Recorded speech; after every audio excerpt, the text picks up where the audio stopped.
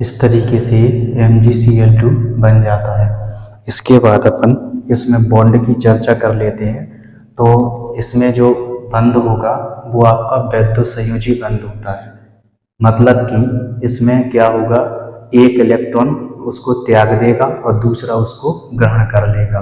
तो इस तरीके से में जो बंध बनेगा वो वैद्युत संयोजी बंध बनेगा। तो अपन देख लेते हैं कि इसमें बंध कैसे बनेगा। बीच में अपन मैग्नीशियम लिखेंगे और यहाँ पे क्लोरीन और यहाँ पे क्लोरीन। तो मैग्नीशियम के लास्ट में दो संयोजी इलेक्ट्रॉन है, तो मैं इसको व्यवस्थित किए दे रहा हूँ, एक संयोजी इलेक्ट्रॉन यहाँ पे और एक संयोजी इलेक्ट्रॉन यहाँ पे। तो ये क्या कर देता है, ये मैग्नीशियम के पास जो दो इलेक्ट्रॉन है, ये इन इलेक्ट्रॉनों को पूरी तरीके से बाहर कर देता है और ये वाला क्लोरीन, एक इलेक्ट्रॉन एक क्लोरीन और एक इलेक्ट्रॉन एक क्लोरीन, इसको ग्रहण कर लेता है। तो जैसे इससे दो इलेक्ट्रॉन बाहर जाएंगे तो इसका अष्टक पूरा हो जाएगा, मतलब बाहरी कोश में 8 इलेक्ट्रॉन इसके हो जाएंगे और 2 इलेक्ट्रॉन ये बाहर हो जाते हैं। तो ये 2 इलेक्ट्रॉन इस क्लोरीन को देगा। तो क्लोरीन के जो बाहरी कोश में 7 इलेक्ट्रॉन होते हैं, 1 2 3 4 5 6 और यहाँ पे 7। इसी प्रकार यहाँ पे 1 2 3 4 5 6 7। तो ये जो इलेक्ट्रॉन है इसके मैग्नीशियम के, ये वाले जो मैग्नीशियम के जो इलेक्ट्रॉन है, ये क्या करेगा, इस क्लोरीन को दे देगा। यहाँ पे ये जो इलेक्ट्रॉन है, ये वाले इलेक्ट्रॉन इस क्लोरीन को दे देगा, इस क्लोरीन को दे देगा। तो अपन देखेंगे कि इसके पास जो 2 इलेक्ट्रॉन थे, इसके पास जो ये 2 इलेक्ट्रॉन थे, तो इसने क्या किया, ये जो 2 इलेक्ट्रॉन थे इसने क्या किया, क्लोरीन को दे दिया। एक इलेक्ट्रॉन यहाँ पे इस क्लोरीन को, एक इलेक्ट्रॉन इसमें यहाँ क्लोरीन को। तो इससे क्या देखते हैं अपन कि इसका अष्टक भी पूरा हो जाता है। और क्लोरीन के पास जो 7 इलेक्ट्रॉन थे, तो एक मैग्नीशियम से ग्रहण करके, है ना, ये अपना अष्टक पूरा कर लेता है। मतलब 8 इलेक्ट्रॉन इसके हो जाएंगे, 8 इलेक्ट्रॉन इसके हो जाएंगे। तो इस तरीके से इसमें जो बंध बनेगा, या बंध की बात करें तो इसमें जो बंध होगा, बंध ये होगा वैद्युत संयोजी बंध, वैद्युत संयोजी, वैद्युत संयोजी बंध होगा या वैद्युत संयोजक बंध। इसमें जो बंध होगा वो होगा वैद्युत संयोजी बंध, या इसको आयनिक बंध भी कहते हैं, या इसको आयनिक बंध भी कहते हैं। इसलिए इस पे +2 चार्ज होता है और क्लोरीन पे -1 चार्ज होता है। ठीक है ना, तो इसको वैद्युत संयोजी बंध बोलते हैं या आयनिक बंध कहते हैं। इसी वैद्युत संयोजी बंध को अपन आयनिक बंध भी कहते हैं, आयनिक बंध, इसको आयनिक बंध कहते हैं। इसके अलावा आयनिक बंध के कुछ और भी अपन उदाहरण देखेंगे इसमें, जैसे कि अगला हो जाएगा इसमें NaCl, NaCl, या इसको बोलते हैं अपन sodium chloride, sodium chloride, sodium chloride, इसको बोलते हैं अपन सोडियम क्लोराइड। इसी को साधारण नाम है खाने का नमक, खाने का नमक, खाने का नमक, जो अपन सामान्य तौर पर घरों में खाने के लिए या सब्जी में जिसका उपयोग करते हैं, ये उसी का फॉर्मूला है सोडियम क्लोराइड। और इसको खाने का नमक, और इसका जो IPAC नाम है वो इसका NaCl यानी कि सोडियम क्लोराइड हो जाएगा, और NaCl इसका फॉर्मूला होता है। इसमें अपन बनता कैसे है, तो यहाँ पे अपन सोडियम लिखेंगे और यहाँ पे क्लोरीन। सोडियम की जो बैलेंसी है वो +1 होती है, सोडियम की जो बैलेंसी है वो +1 होती है और क्लोरीन की बैलेंसी -1 होती है। जब इनका क्रिस क्रॉस कराएंगे अपन तो ये NaCl बन जाता है, NaCl। इसमें अब बंध की चर्चा कर लेते हैं। तो बंध इसमें वैद्युत संयोजी बंध होता है। क्यों? क्योंकि इसकी जो बैलेंसी 1 है ना, तो +1 है, तो ये क्या करेगा, एक इलेक्ट्रॉन को बाहर कर देता है और ये उस इलेक्ट्रॉन को ग्रहण कर लेता है। तो इसको अपन यहाँ पे देखेंगे, यहाँ पे Na हो गया और यहाँ पे Cl हो गया। सोडियम के पास अपना एक इलेक्ट्रॉन होता है, सोडियम के पास अपना एक इलेक्ट्रॉन होगा और क्लोरीन के पास 7 इलेक्ट्रॉन होंगे, 1 2 3 4 5 6 और एक 7। ठीक है ना, यहाँ पे 7 इलेक्ट्रॉन हो जाएंगे।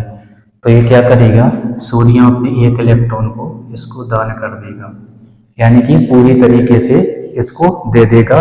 और इससे क्या हो जाएगा, इसमें जैसे इसको ये देगा तो सोडियम का जो इलेक्ट्रॉनिक वितरण है या परमाणु क्रमांक किसका होता है 11, इलेक्ट्रॉनिक वितरण 2 8 1 होता है। तो एक इलेक्ट्रॉन को जैसे ही बाहर करेगा तो यहाँ पे इसका अष्टक पूरा हो जाता है और क्लोरीन को एक इलेक्ट्रॉन चाहिए तो वो सोडियम से ग्रहण करके अपना अष्टक पूरा कर लेता है। तो इस तरीके से इसमें जो बंध होगा, यदि बंध की बात करें तो इसमें जो बंध होगा वो होता है वैद्युत संयोजी बंध, वैद्युत संयोजी बंध। जो बंध होता है वो होता है वैद्युत संयोजी बंध होता है।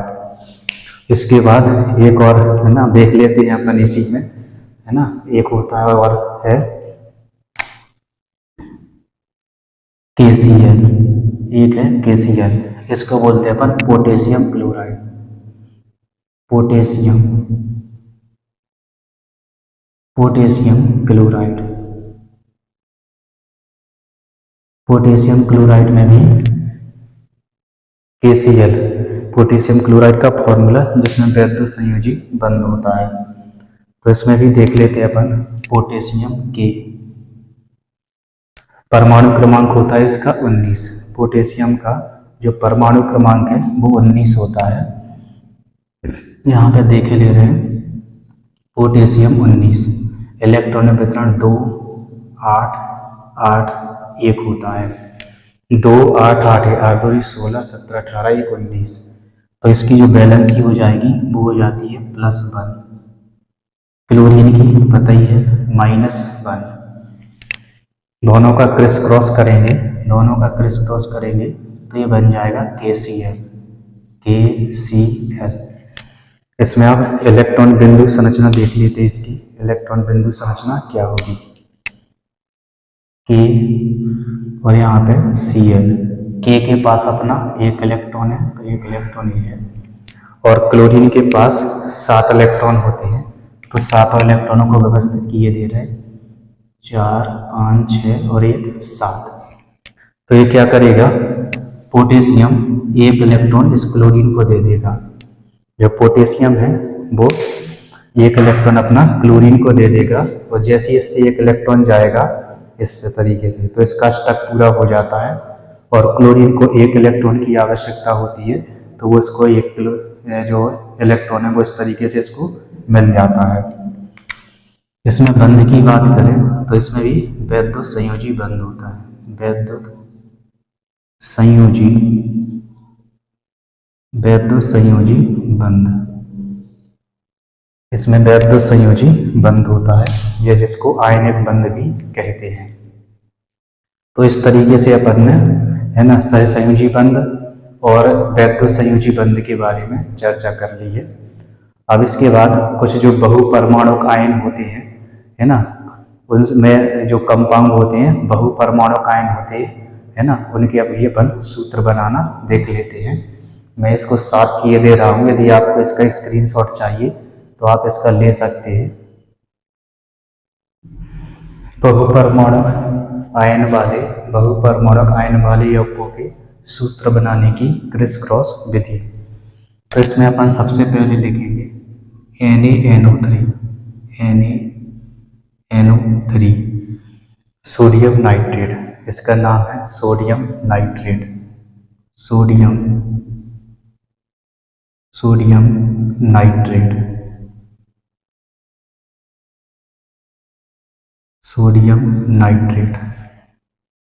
इसकी अपन बैलेंसी लिख करके यहाँ पे सोडियम, यहाँ पे NO3, तो जो सोडियम की बैलेंसी है वो +1 होती है, सोडियम की जो बैलेंसी है वो +1 होती है और NO3 की -1 बैलेंसी होती है। अब शायद मैंने है ना NO3 की बैलेंसी आपको निकालना नहीं बताई थी, मैं यहाँ पे देख लेता हूँ इसको। NO3 की वैलेंसी अपन कैसे पता करेंगे कि इसकी -1 होती है। तो यहाँ पे नाइट्रोजन का परमाणु क्रमांक 7, इलेक्ट्रॉनिक वितरण 2 और कॉमा में 5 हो जाएगा, यानी कि इसमें 5 संयोजी इलेक्ट्रॉन और इसकी जो वैलेंसी वो 3 हो जाएगी। क्यों? क्योंकि इसको अपना 8 इलेक्ट्रॉन पूरा करने के लिए, अष्टक पूरा करने के लिए 3 इलेक्ट्रॉन और चाहिए। ऑक्सीजन का देख लेते हैं। ऑक्सीजन का परमाणु क्रमांक 8, इलेक्ट्रॉन वितरण 2 और कॉमा में 6। तो इसकी वैलेंसी 2 हो जाती है और बैलेंस इलेक्ट्रॉन 6 हो जाते हैं। अब इस तरीके से इसको व्यवस्थित करेंगे। यहाँ पे सोडियम N यानी कि नाइट्रोजन, यहाँ पे ऑक्सीजन, यहाँ पे ऑक्सीजन और यहाँ पे ऑक्सीजन। नाइट्रोजन के संयोजी इलेक्ट्रॉन लिखेंगे। पहले ऑक्सीजन के लिखे ले रहे हैं। पहले ऑक्सीजन के 2 कितने हैं? 6 हैं। 2 2 4 और 2 6, 2 2 4 और 2 6, 2 2 4 और 2 6। मैंने, है ना, ऑक्सीजन के इलेक्ट्रॉनों को व्यवस्थित कर लिया। नाइट्रोजन के पास 5 हैं, तो मैं 5 इलेक्ट्रॉन को व्यवस्थित किए ले रहा हूँ। 1 2 3 4 और 1 5। यहाँ पे मैंने नाइट्रोजन के इलेक्ट्रॉनों को व्यवस्थित किया है। यहाँ पे ये नाइट्रोजन के इलेक्ट्रॉन हैं इस तरीके से। अब इनका देखते हैं अपन किसका अष्टक पूरा हो रहा, किसका नहीं हो रहा। तो यहाँ पे जैसे अपन इसमें गोला लगाते तो देखते इसमें 8 इलेक्ट्रॉन हो गए। इसमें गोला लगाएंगे तो इसमें भी 8 इलेक्ट्रॉन हो गए। ठीक है। अब अपन देख रहे हैं कि इसके पास 2 और 2 4 1 5 ही इलेक्ट्रॉन है। अगर एक इलेक्ट्रॉन किसी से बाहर से ले रहा है, यानी कि जिससे संयोग करेगा, मान के चलिए एक इलेक्ट्रॉन इससे उससे ले लिया, तो अपन देखते हैं इसमें 2 2 4 और 2 6 ही इलेक्ट्रॉन हो रहे हैं। तो क्या होगा इसमें जो ऑक्सीजन के इलेक्ट्रॉन है, ये ऑक्सीजन के यहाँ पे ना लिख करके इसको अपन यहाँ पे लिख देंगे। जो ऑक्सीजन के इलेक्ट्रॉन है यहाँ से उठा करके मैं यहाँ पे लिख दूंगा। तो आप देखते हो कि इसमें इस ऑक्सीजन का भी अष्टक पूरा 2 2 4 2 6 और 2 8, और यहाँ पे नाइट्रोजन का 2 2 4 2 6 और 2 8 इलेक्ट्रॉन हो जाते हैं। तो इस तरीके से हम इसको गोला कर देंगे। यहाँ पे गोला कर दिया। नाइट्रोजन का कर देंगे। तो नाइट्रोजन को आपको यहाँ से इस तरीके से करना है, यहाँ से लेकर के जे वाले इलेक्ट्रॉन, यानी कि 4 इलेक्ट्रॉन लेना है अपन को। यहाँ से अपन को 4 इलेक्ट्रॉन लेना है। तो आप देखेंगे इसमें 2 2 4 और 4 8 इलेक्ट्रॉन हो जाते हैं। तो ये भी क्या है, ये सहसंयोजी बंध है। इसका अपन क्रिस क्रॉस कर दें, इसका क्रिस क्रॉस कर दें तो ये बन जाएगा NaNO3, यानी NO3 बन जाता है। सोडियम की यहाँ पे प्लस में लिखना है। इसमें भी जो बंध बनेगा, है ना, सहसंयोजी बंध होता है, और यहाँ पे क्या आ जाएगा, डबल बॉन्ड आ जाता है। यानी कि इसको अपन कुछ इस तरीके से लिखेंगे। यहाँ पे N, यहाँ पे डबल बॉन्ड O, यहाँ पे सिंगल बॉन्ड रहेगा और यहाँ पे भी सिंगल बॉन्ड। यही एक तरीके से इसमें, है ना, इस तरीके से लिखा जाता है। कहीं कहीं पे इसमें उपसहसंयोजी बंध भी होता है या कोऑर्डिनेशन बॉन्ड भी होता है। ठीक है ना। तो तीरा इस तरीके से इसमें लग जाता है, ये वाला इस तरीके से। ठीक है ना। तो इस तरीके से इसको अपन लिख सकते हैं। तो 4 इलेक्ट्रॉन मतलब 2 बॉन्ड और 2 इलेक्ट्रॉन मतलब सिंगल बॉन्ड। तो इसको इस तरीके से अपन लिख सकते हैं। तो मेन तो आपका ये लिखना है। ठीक है ना। तो इससे अपन, चूंकि इसकी अपन को बैलेंस ही देखना है, तो इससे अपन को इसकी बैलेंस ही पता चल रही है कि केवल इसने 1 इलेक्ट्रॉन बाहर से लिया है। तो जब 1 इलेक्ट्रॉन इसने बाहर से लिया है तो इसकी जो बैलेंस ही वो कितनी हो जाएगी, -1 हो जाएगी। तो इस तरीके से यहाँ से अपन पता कर सकते हैं कि इसकी बैलेंस ही अपन को कैसे निकालना है। तो इसका जो फॉर्मूला है वो कुछ अपन इस तरीके से लिख सकते हैं। इसके बाद अगला देखेंगे अपन। इसके बाद Al2SO4 का होल थ्राइज, SO4 का होल थ्राइज, इसको बोलते हैं अपन एल्यूमिनियम सल्फेट। इसको बोलते हैं aluminium, aluminium, aluminium sulphate, aluminium sulphate बोलते हैं। एल्यूमिनियम की वैलेंसी अपन को पता है, एल्यूमिनियम की वैलेंसी होती है प्लस में 3, और जो सल्फेट है तो सल्फेट की जो वैलेंसी होती है SO4 की वैलेंसी -2 होती है। ये अपन निकालना देख चुके हैं, है ना, इसके पिछले वीडियो में। तो जैसे ही अपन इसका क्रिस क्रॉस करेंगे तो फॉर्मूला इस तरीके से बन जाता है Al2 और SO4 का होल थ्राइज, SO4 का होल थ्राइज। इसमें कोष्टक अपन ने इसलिए लगा दिया ताकि ये 4 और 3 मिक्स ना होने पाए। यदि मिक्स हो जाएंगे तो ये 43 यानी कि 43 हो जाते हैं, इसलिए इसमें अपन को उसको कोष्टक में लिख देते हैं और लास्ट में 3 लिख देते हैं। मतलब 2 एल्यूमिनियम से 3 सल्फेट, है ना, जो आयन है वो जुड़े हुए हैं। तो इस तरीके से आज अपन ने, है ना, कुछ जो बहुपरमाणुक आयन वाले जो कंपाउंड होते हैं, यौगिक होते हैं, उनके अपन ने जो सूत्र है वो बनाना सीखा है। कल अपन कुछ और, है ना, बहुपरमाणुक आयन के, है ना, फॉर्मूला बनाना सीखेंगे। और इसके अलावा भी जो सिंपल, जो सरल यौगिक है, उनके भी अभी अपन और ज़्यादा, है ना, देखेंगे। अभी हमने कुछ बताए थे, है ना, तो इसको और अभी इसी फॉर्मूला बनाने वाला एक और वीडियो, है ना, बनाएंगे, ताकि ये जो फॉर्मूले हैं वो आपको बहुत अच्छे तरीके से बनने लगे। तो आज तक की क्लास में बस इतना ही।